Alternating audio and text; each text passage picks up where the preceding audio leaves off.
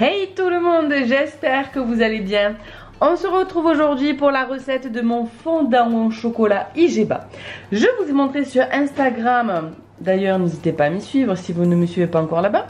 Donc je disais, je vous ai montré sur Instagram la photo de ma précédente fournée et vous m'avez dit à l'unanimité que vous vouliez la recette de ces délicieux fondants au chocolat Igeba en plus. Donc vous me l'avez demandé, je m'exécute et c'est parti pour aujourd'hui pour la recette de ce délicieux fondant au chocolat. On va avoir besoin de 130 g de chocolat à 70% minimum de cacao. Moi ils sont à 75%. On va avoir besoin de 80 g de beurre. Vous pouvez remplacer par 80 g d'huile de coco. Je n'en ai plus donc je prends du beurre vu qu'il m'en reste au frigo. On a aussi besoin de 50 g de farine. Moi je prends de la farine d'orge mondée qui a un Igeba très faible qui est à 25 et qui rend le gâteau vraiment bon. 50 g de sucre de coco qui est aussi Igeba et qui a ce goût caramélisé, je trouve. Enfin, moi j'adore ce sucre. Et on aura aussi besoin de 3 œufs ou 4 petits. Moi là c'est 3 gros, ou sinon vous pouvez prendre 4 petits œufs. Mais écoutez, c'est parti, on y va. Donc je prends le chocolat et j'ajoute mes 80 g de beurre et je les mets à fondre. Alors en temps normal j'utilise le bain-marie, là j'ai pas trop le temps, donc je vais faire au micro-ondes. Comme il y a le beurre, ça va, le chocolat risque moins de cramer. Donc je mets ça à fondre au micro-ondes, je vérifie de temps en temps, je contrôle que ce soit bien fondu.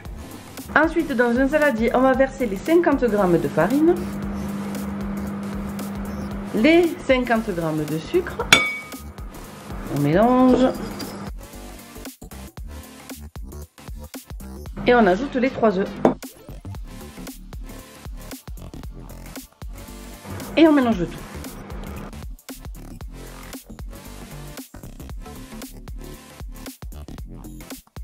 Le chocolat et le beurre sont fondus, donc on les mélange pour homogénéiser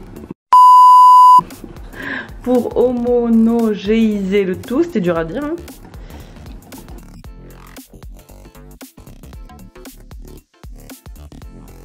Et on vient verser le chocolat fondu dans la préparation.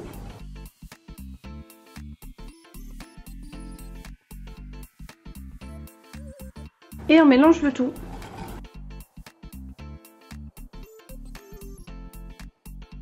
Et voilà, c'est déjà terminé. C'est ultra rapide à faire, ultra facile, il y a très peu d'ingrédients. Et donc franchement il n'y a pas de quoi s'en priver.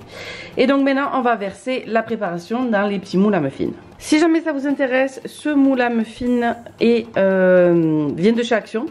Et les petits cocottes en papier là pour les moules à muffins viennent de chez Action également.